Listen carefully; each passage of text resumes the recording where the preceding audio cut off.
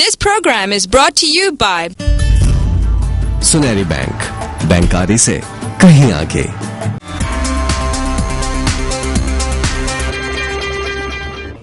Welcome back नाजरीन। हम Railways के बारे में बात कर रहे हैं और आपने जैसे डिस्कशन में सुना है और अब देख रहे हैं कि रेलवेज़ की ऑर्गेनाइजेशन जो है एक किस्म की मेल्ट डाउन में है।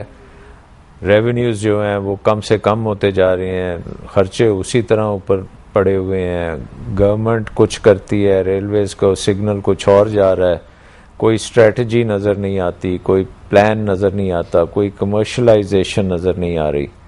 शायद साहब, you are a man from the private sector, you deal with the railways, तो क्या how do you see this, ये आगे इसी तरह चलेगा या चेंज होना चाहिए? एक्चुअली सर, जो हमारे एक्सपर्टीज जो पहले सीनियर स्टाफ कुछ रहा सर, इनका काफ़ी इंटरेस्ट था रेलवे को ग्रोथ में लाने का, उनको सर लेके आना चाहिए सर, क्योंकि अब एक्सपर्टीज नहीं है सर। अब कोई पुराना अफसर ऐसा नहीं है आप लेके आएंगे सर, सीनियर लेवल पे उन्हीं की कमेटी बने जो एक्सपर्टीज हैं। हाँ। अब जो जूनियर स्टाफ आ रहा है ना सर, जो जूनियर ऑफिसर्स आ रहे हैं, हाँ, जो नए डायरेक्ट ऑफिसर्स आ रहे हैं, उनका कोई इंटरेस्ट नहीं है सर। मैंने देखा चेंज द स्ट्रक्चर। अब मतलब अगर एक कंपनी काम सही नहीं कर सकी तो उसका मालिक जो होता है उसको रीओरिएंट करता है, रीस्ट्रक्चर करता है, नए महकमे करता है, कुछ बंद करता है, मतलब बहुत सी चीजें करते हैं, फिर जाके वो आप ये चीज कौन इम्प्लीमेंट करेगा सर, जब एक सीनियर ऑफिसर कॉम्पिटेंट ही नहीं है। हमारा इतना बड़ा असासा, इट्स अ नेशनल एसेट। अब आपने देखा कि General Motors went into a tail spin, तो they had to come back and ruthlessly change everything.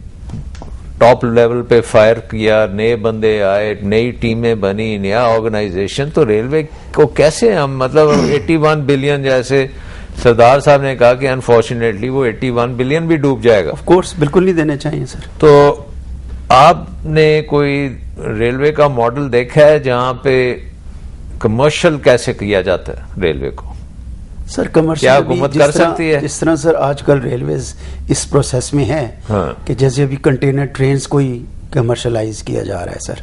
अच्छा। अब इसके लिए सर ये मैं इस चीज को 15 साल से देख रहा हूँ सर, हाँ, लेकिन अभी तक नहीं किया जा सका। क्यों? क्योंकि सर उसकी वजह ये कि पाकिस्तानी कंपनीज आती हैं, वो ये समझ के आती हैं कि ये बड़े कम इन्वेस्टमेंट का काम है, और ये बहुत बड़ी इन्वेस्टमेंट का काम है अगर देखा जाए। कितनी इन्वेस्टमेंट एक कमर्शियल ट्रेन में कितनी इन्वेस्टमेंट होती है? एक्चुअली सर इसके अंदर जो रिटर्न बैक है वो बहुत कम है, क्योंकि फ्रेट हमारे यहाँ बहुत कम है। अगर आप हमारी इस ट्रेन का रेवेन्यू लगाएं, जो एक कंटेनर ट्रेन चलती है आजकल के टैरिफ्स के हिसाब से, तो तकरीबन कोई 5 मिलियन की ट्रेन अप एंड डाउन की बनती है सर। अच्छा। Up and down, Karachi Lahore and Lahore Karachi, laden containers की। और अब इसके ऊपर खर्चा मेरा ख्याल है 30 लाख रुपए तो आता होगा, 10-12 लाख का तो फ्यूल ही लग जाता है। Let me tell you ji, one train from Karachi to Mahmood Kot और Multan, oil train, which is a paying train, will cost you about 4 billion rupees. One train a day. In the asset. In the capital investment asset of rolling stock, locomotive or coaches आप लिए, it will cost you 4 billion rupees. And इसकी life कितनी होगी? 20 years. 20 years चलेगी. This policy government ने किया हुआ है, open access policy चल रही है. And you were also associated with it long time back. अभी फिर काफी interest show हो रहा है. And the return is about, on today's rate, 1 billion rupees a year. 1 billion on revenue side. When a private company comes in, your cost will be less than half.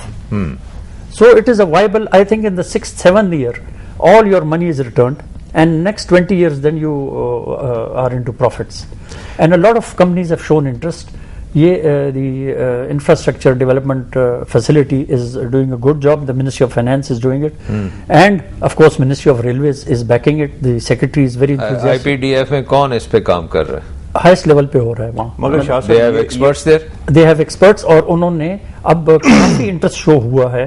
अच्छा। 2-3-4 conferences कर ली हैं, 16-17 parties. ये businessman express जो चल रही वो तो passenger की है, वो कॉन्ट्रैक्टिंग आउट, वो contracting out, that is not actual public private partnership नहीं है। वो क्या चीज है? That is just contracting out of services, and that is their own locomotive, their own वो वैगन, वो बस चलाते सिर्फ सर्विस दे रहे हैं, मैनेजमेंट, उसकी आपको फीस मिल जाती है। उसको अगर उन्होंने गारंटी ये किया कि अगर फुल ट्रेन हो और उसके 100 रुपीज आएंगे, तो इन्होंने बिड्स दी हैं, किसी ने 70 पे लिए, किसी ने 80 पे लिए, इसने कि 86 इतने हम गारंटी आपको करेंगे, उसमें थेफ्ट और लीकेज और चोरी वो सब खत्म हो जाती है। लेकिन ये जो इन्वेस्टमेंट वाली बात है, एक्चुअल पब्लिक प्राइवेट पार्टनरशिप है, this is actual privatisation, getting companies into train operations. और रेलवे की अगर फ्यूचर है वो इसी में है कि प्राइवेट सेक्टर आए in train operations, and luckily companies are showing interest, Koreans are showing interest. मगर प्रॉब्लम है, ये 2005 में पॉलिसी अनाउंस हुई थी, इसकी वो हुई थी, कॉन्फ्रेंसेस हुई थी, 36 companies showed interest at that time. हम डिसीजन नहीं ले सके कि ट्रैक एक्सेस चार्जेस क्या हैं। आज मेरा ख्याल है 5-7 कंपनियां रह गई हैं। Lots of people came. These are international global companies. Ji, at that time there were so many global companies. ये कहते थे उसमें होगा क्या, इनका जो यार्ड्स हैं, इनका जो ट्रैक है, सिग्नलिंग, इसका आपने रेवेन्यू किराया देना। हमारा तो वो बिछा हुआ है रेलवे का।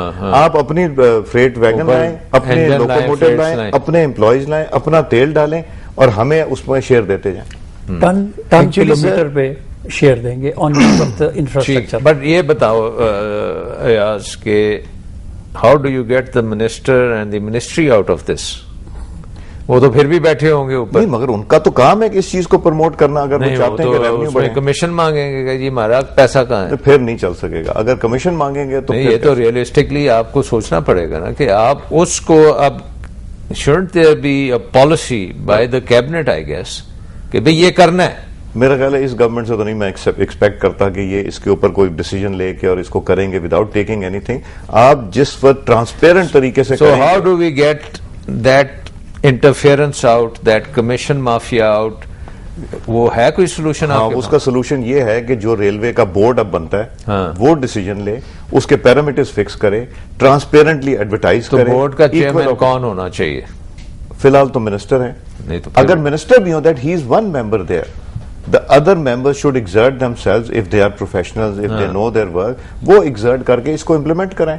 उसके बाद तो ये चीज आ जाएगी फिर इनकी एग्जीक्यूटिव कमेटी के ऊपर, जिसमें अब बोर्ड खटक साहब, बोर्ड जो है रेलवे बोर्ड, वो इस पॉलिसी को अप्रूव करेगा। Are you comfortable with that board के ये वाकई कर सकता है या वो भी नॉमिनीज हैं? सर फ्रेंकली इतना मुझे उस पर वो नहीं है, क्योंकि इसमें पॉलिटिकल अपॉइंटीज भी हैं और प्रोफेशनल लोग हैं, but then standing up to political pressures is a different ball game. I would request Sardar Sahab, who is the chairman of the Standing Committee of National Assembly, he should be the one who can monitor such things at the policy level, कि ये ensure कराएं, pressure डालें। So you want an independent board, independent a powerful board, yes, exactly, accountable to the National Assembly. Yes, exactly.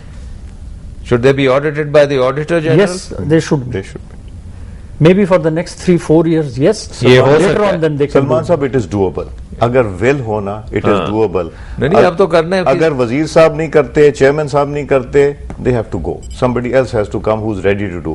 I am sure the chairman is ready to do because Ministry of Finance भी involved है. Chairman is cooperating fully with the Ministry of Finance. मगर अब कर लें, ये 7 साल में ये ब्लीड कर करके अब उसमें कोई मिनिस्ट्री को हम जरा अलग करें, because ministry can't run a business operation. ये तो क्लियर है ना कि बिजनेस मिनिस्ट्री कैसे बिजनेस सर, ये तो जब आपने चेयरमैन और सेक्रेटरी का ऑफिस एक कर दिया था तभी ज्यादती कर दी थी। Chairman should be a railway man, a professional who has grown up with the department. Or even, I mean, you should be able to bring in people who are good marketeers. Sir, अगर आपने, sir, I would disagree. Get a good railway man from France or from Nepal or from India, any place you want, but a good railway professional. Of course. This is an operating department. ये जो मैंने पहले disconnect between the department. अब sorry, I mean, खटक साहब, you are an operations man. No, I'm not an operations man. But when you want to run a business, you need to know okay, what does the market want. You have to be responsive to the market. So the railway people know what the market is. They have known it for railways when it started 150 years ago. They were private companies. देखो railways ने trucking से compete किया है। मेरा इनसे एक सारी दुनिया में चल रही है। मैं ये कहता हूँ, इनकी फैक्ट्री है, फर्ज करें ये रिहेबिलिटेशन ऑफ लोकोमोटिव की फैक्ट्री है, यार उसका अकाउंट तो सेपरेट बनाओ। उसमें सैलरीज कितनी है, उसमें बिजली के बिल कितने, गैस के बिल कितने, ये साल के कितने, मटेरियल कितने का लिया, एंड में आपने प्रोड्यूस करके दिया, उसकी बैलेंस शीट तो बनाओ। देखो व्हाट यू लूजिंग। इसी तरह डिविजन कैबिनेट ने अप्रूव किया हुआ है। इसी तरह डिविजन हैं। व्हाट आई सी इज के बोर्ड जो है वो एक स्ट्रेटजी बनाएगा, पॉलिसीज बनाएगा, and it is going to service the needs of the economy. उस इकोनॉमी में प्राइवेट सेक्टर शिपर्स भी हैं, उस इकोनॉमी में ऑयल वाले भी हैं, उस इकोनॉमी में पैसेंजर्स भी हैं, सारों का। सो समबडी हैज टू से कि अच्छा पैसेंजर जो है वो बस से compete कर रही है, ये जो है ये ट्रक से compete कर रहा है। Now how do we make a better service and all that. तो उस किस्म की कैपेसिटी आपको चाहिए। You really need a business plan. बिल्कुल सर। एंड आपकी तो कई बिजनेसेस हैं। अब you have freight business, you have passenger business, you have real estate business, oil business, हाँ oil business, oil business. Sir real estate, let me again clarify, this is गलत concept है, लोगों के दिमाग में घुसा हुआ है। हाँ। हर आदमी कहता है रेलवे की जमीन बड़ी महंगी है। हाँ। In the last 10 years from 2000 to 2010 full कोशिश करके मिलिट्री गवर्नमेंट्स भी आई, जनरल्स भी आए, यहाँ पे पूरी कोशिश करके हमने जितनी जमीन बेची है, that is not even equivalent, the money which we got from the real estate is not even sufficient to run 1 train a day from Pindi to Karachi. क्या चीज थी? क्या 3.5 बिलियन रुपीस का हमें टोटल क्या बेचा? रेवेन्यू मिला।